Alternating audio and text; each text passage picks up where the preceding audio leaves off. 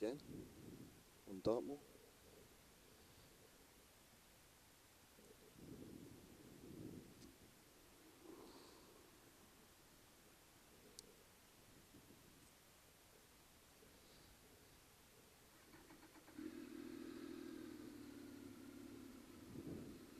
So hopefully you can hear me okay.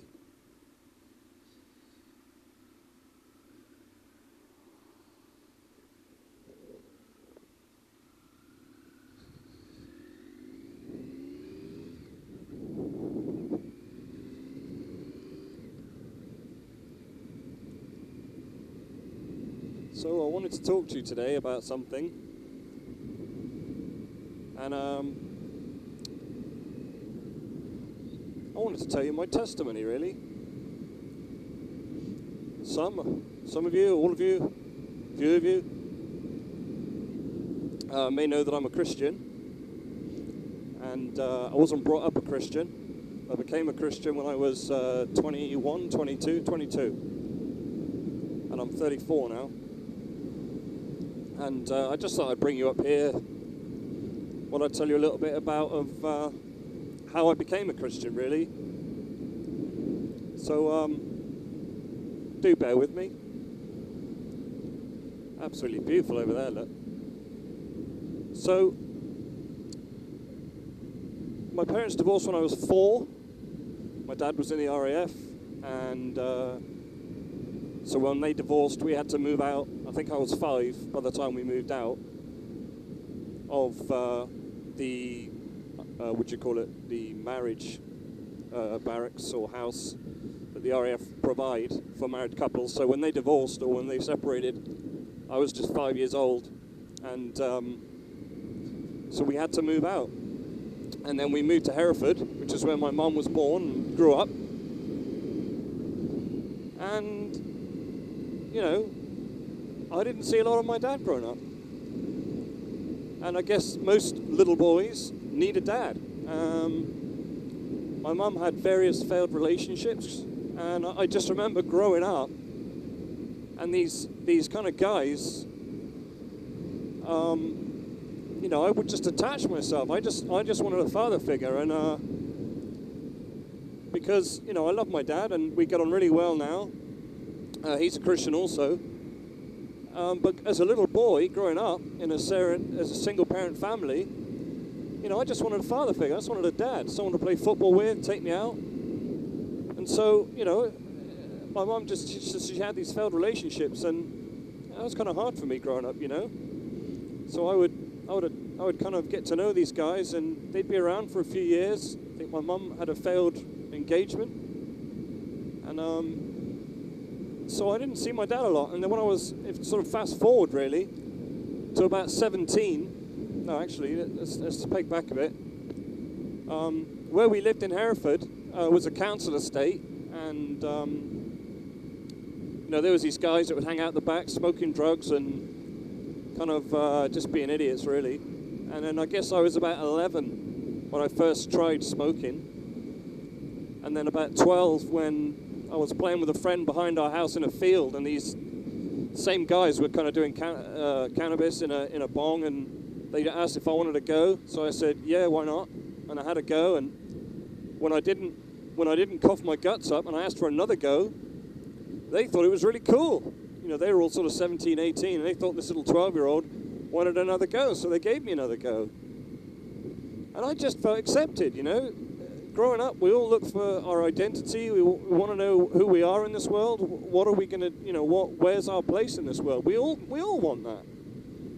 And I just remember feeling really accepted. So cannabis was available.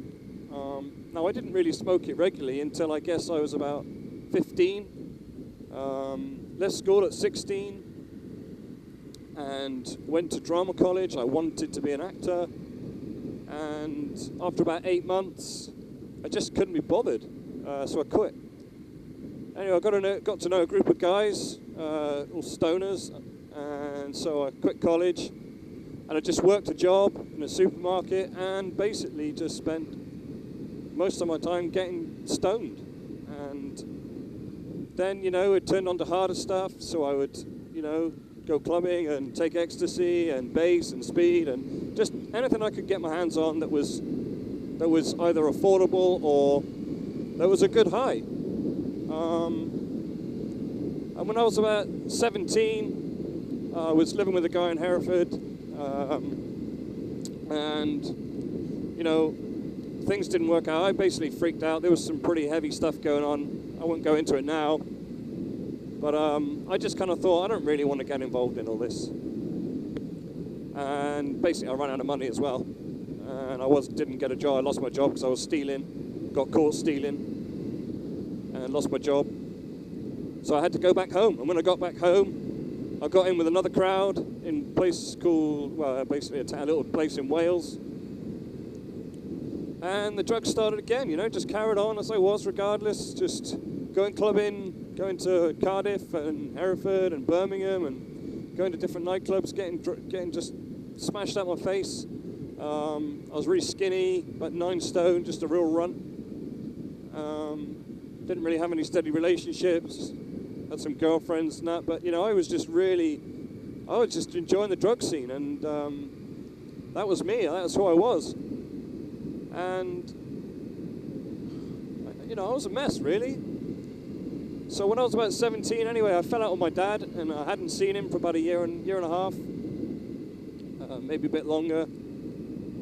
And so we weren't getting on, so I hadn't seen him for a long time. And then I was about 18, and I met my current wife, Kelly, and you know, I was just a mess. I was just doing drugs and didn't have a job when we met. Just on the dole, get whatever money I could, however I could. Anyone who knew me at school might be hearing this and thinking, "Wow, that's not the kind of guy we thought you might turn out as." Well, that wasn't how I expected to turn out either. So when I was 18, I met Kelly, and you know, one of the things I said to her pretty early on was, you know, if you can accept that this is how I want to live, and if you can accept that I don't ever want kids and don't ever want to get married, then we'll just get on fine. And she was just, I guess she just loved me, and so she said, if that's what you want to do, that's fine. And after about 3 months, Kelly got pregnant. And I was like, oh my gosh, my world was just kind of turned upside down, you know. I couldn't look after myself, let alone the thought of looking after a child. So I kind of decided that I would kind of quit the club scene, and you know, I carried on smoking dope, but with the intention of stopping. So I calmed down a bit, and I think just before 3 months,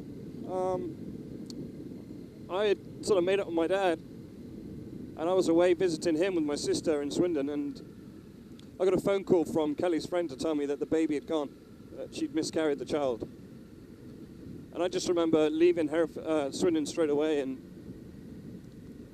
just crying a lot on the way home, you know. I was devastated. And, you know, 3 months is enough time to come around to the idea of being a dad, and, you know, I was excited. And so that was really hard. And, you know, Kelly took it really bad, as you would expect. So she didn't talk to me or tell me about anything, how she was feeling. She kept it all bottled up inside. Anyway, about 6 months later, she got pregnant again. And so, in between, I carried on doing the drugs again, and when she got pregnant the second time, I just, you know, it was the sort of rerun. I decided that I would try and quit the drugs and sort my life out again and what have you, and wow, this car's getting really slow.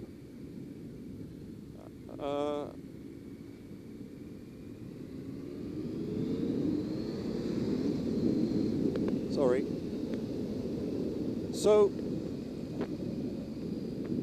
one night, again, a similar time, about 3 months later, Kelly was complaining of a sore stomach, like really bad pains, and started to bleed a little bit.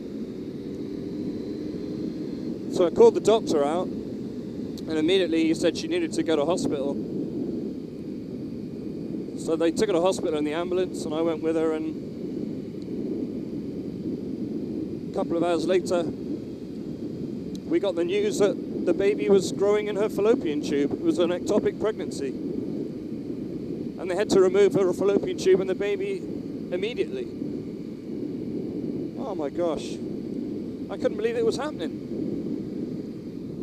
I was just in tears, and she was gone a while. She was gone 3 hours, I think, 2-3 hours. And oh my word, just, you know, all the emotion and everything, it was hard. It was really hard.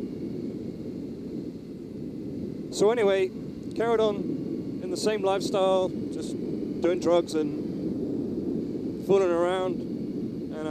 And I was working for a builder by now, doing building work and plastering and stuff. And anyway, that work kind of dried up. And Kelly wasn't good. She was just still so upset about losing the 2 children. And an opportunity came to come and move to Exeter to come and work for her uncle. So anyway, we decided that we would up and leave. So I moved down here first. She had to give a month's notice on her job. So I moved to Exeter and started working with her uncle in his factory. And I think we'd probably been here about 6 months. And she got pregnant again. And, you know, we were excited, really excited again. But again, you know, just hopeful that everything was going to be all right this time.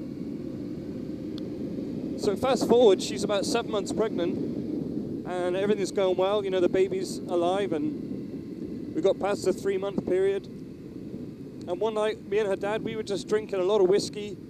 I think we drank nearly a whole bottle of whiskey between us, and so we were pretty drunk. And Kelly's brother phoned to say he'd been involved in an accident.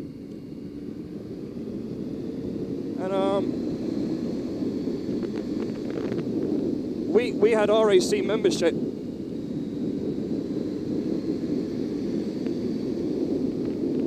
We had RAC membership, and so we agreed that because we had RAC membership, we could get the car towed back.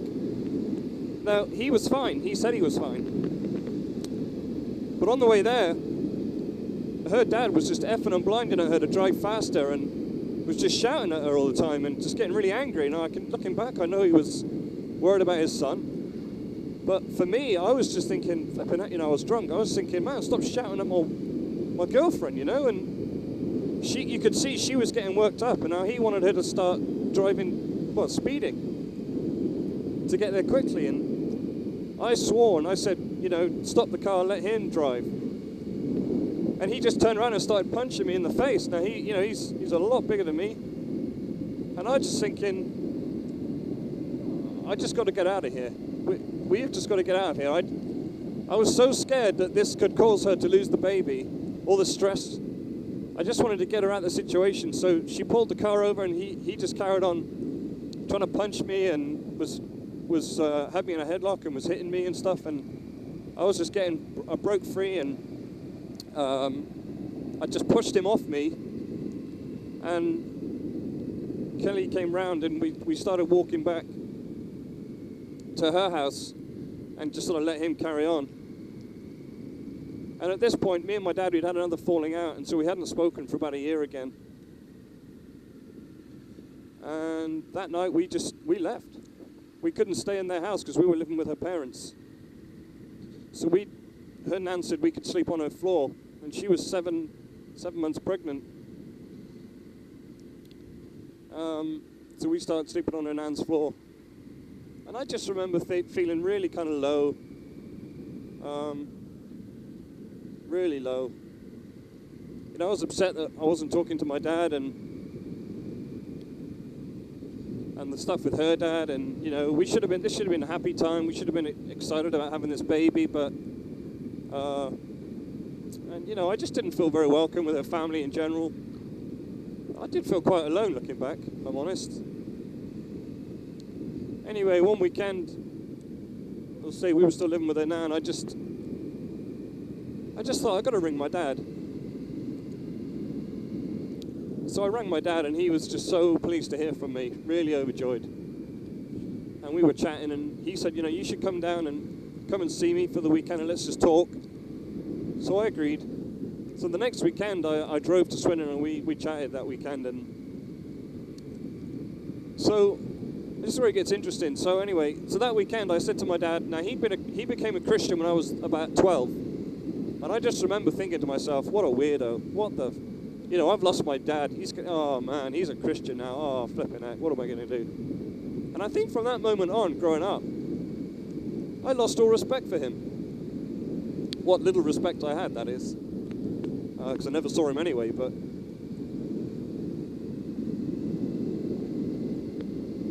And so I'm around his house, and I said, why do you believe in all that rubbish? Why do you believe in God? And he just told me about how he became a Christian and what God had done in his life. So anyway, I just asked him some questions, and one thing that kind of stuck in my head that weekend, and he said, how can a bumblebee fly? And I said, I don't know, with its wings. He said, did you know that the laws of physics, a bumblebee shouldn't be able to fly? Its body is too big. Its body mass is too big for the size of its wings. It should not physically be able to fly. And he said to me, it can fly because God says it can fly. And I just remember that sticking in my head.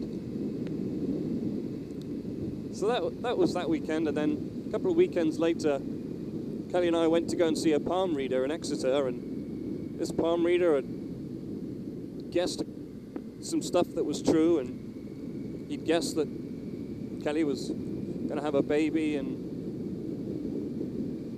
even though it was sort of fairly visible, but I went in after her, and he'd guessed that I was going to have a baby as well, and he didn't even know we were together. But that's another story. And I got home and told my dad, I phoned him up and said, guess what, I've seen this palm reader, and he got loads of stuff right. And my dad was freaking out. He was just kind of like, what? Because this palm reader said somebody had cast a spell on me, and he gave me this spell that I was supposed to keep in my wallet for the rest of my life that would protect me. I mean, looking back, it seems ridiculous. So anyway, he was like, we chatted about this and that, and he said, I'd like to give you a DVD and some booklets about God. He said it's a DVD about a guy who, basically his name's Ian McCormack. When he was 21, he was fishing off the island of Mauritius and got stung 5 times by a box jellyfish. Google it if you're interested. Ian McCormack, jellyfish testimony. And so anyway, this guy, I mean, a long story short, it's an hour-and-a-half testimony. Basically, he died. He died and went to heaven. He saw God, but before he went to heaven, he saw Hades, which is the place of darkness. And when he was in Hades, he saw some demons, or certainly heard some demons. And anyway, he got to go to heaven and see God, and he spoke to God, and God gave him the option of going to heaven there and then, or God said, I'll send you back. And he was on the operating theatre. He chose to go back because his mum was a Christian, and he couldn't stand the idea of her believing that he had died and not come to know the Lord. Now, the bit I missed out was that when he was in the ambulance, as he was dying, he remembered his mum teaching him this one prayer. Now, that's the Lord's Prayer. So he prayed this Lord's Prayer, and he basically, in the ambulance, he just asked God to forgive him. He started confessing sin in the ambulance as he was dying. And anyway, so that's how he got to heaven, was by confessing his sin to the Lord and asking the Lord to save him. So he chose to go back. Now, when he came round, he basically was on the operating table with a sheet over him, and some doctors stood around him, and a surgeon with a scalpel in his hand. Presume they were about to perform an autopsy. And his eyes opened, and when the doctor looked down and saw him with his eyes open, he freaked out, dropped the knife, and ran out the, well, didn't run out, but he sort of kind of, jumped back. Anyway, so my dad sent me this DVD, and I watched it, and long story short,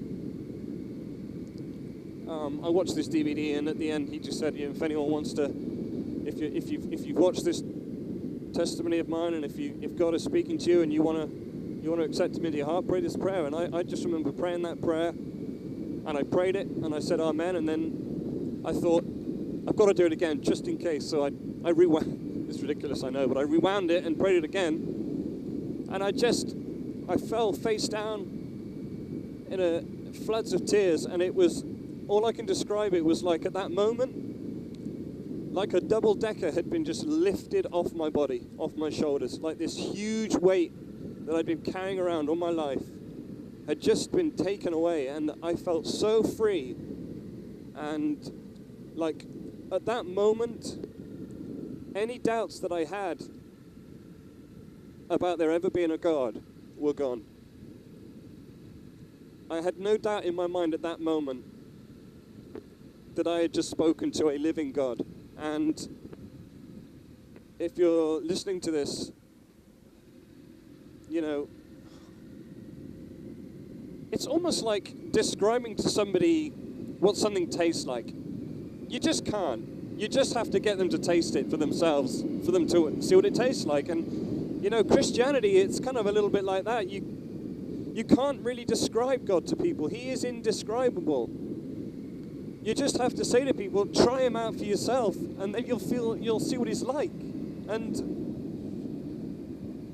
when you're not a Christian, so many people just say, there is no God. There is no God.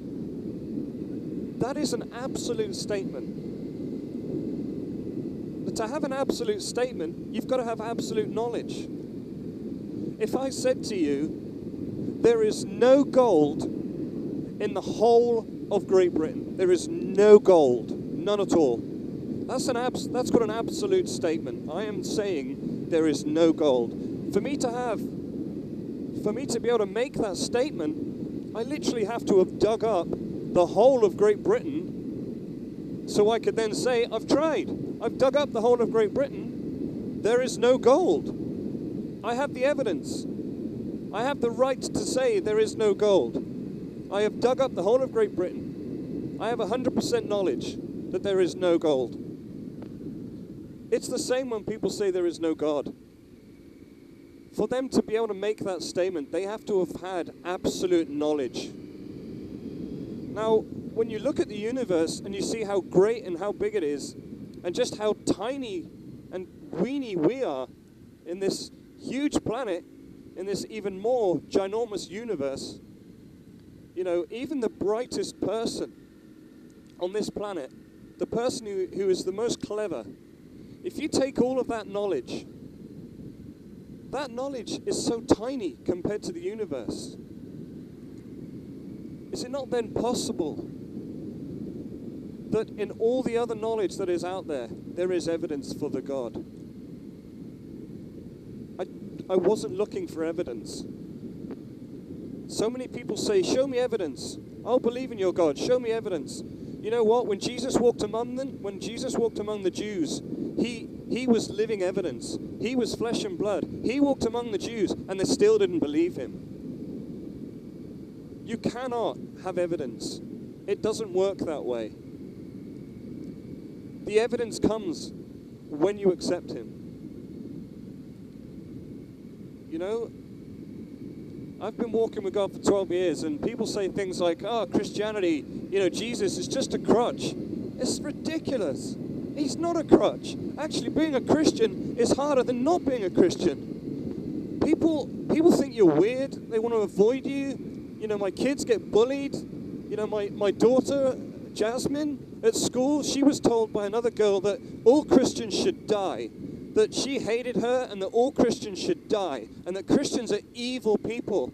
It's ridiculous. The slave trade was abolished because of a Christian man who fought tooth and nail to get it abolished. Google it. And anyway, I don't want to get into a debate about that. I just wanted to tell you a little bit about my testimony and how I came to be a Christian. And I just want to say one last thing, and that is that Jesus said it is hard for a rich man to receive Christ. It is easier to get a camel through the eye of a needle. Now, the eye of a needle, by the way, in Jerusalem was a small gateway, but that's another thing. If you've got everything, you see no need for God.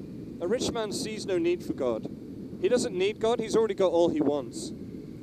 It actually takes humility to receive God. And I was at such a low place I wasn't looking for him. He found me. He wanted me. I did not want him. He wanted me.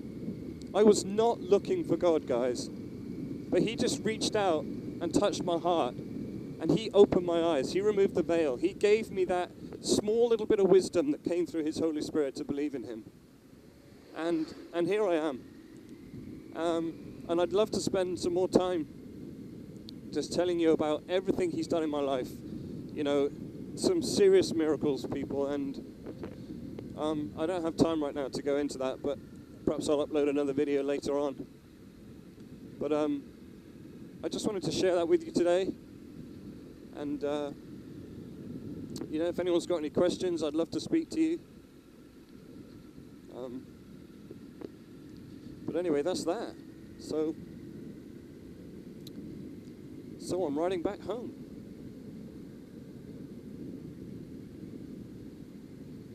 So I've got a German in front of me. Must be touring the UK. It's got all this stuff on the back.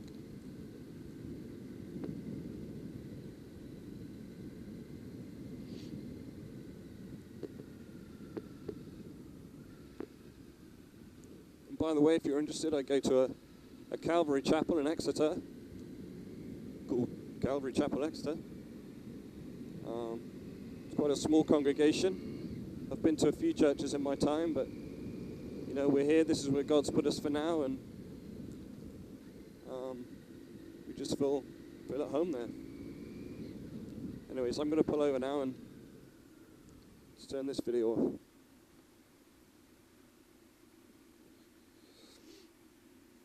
Thanks for watching.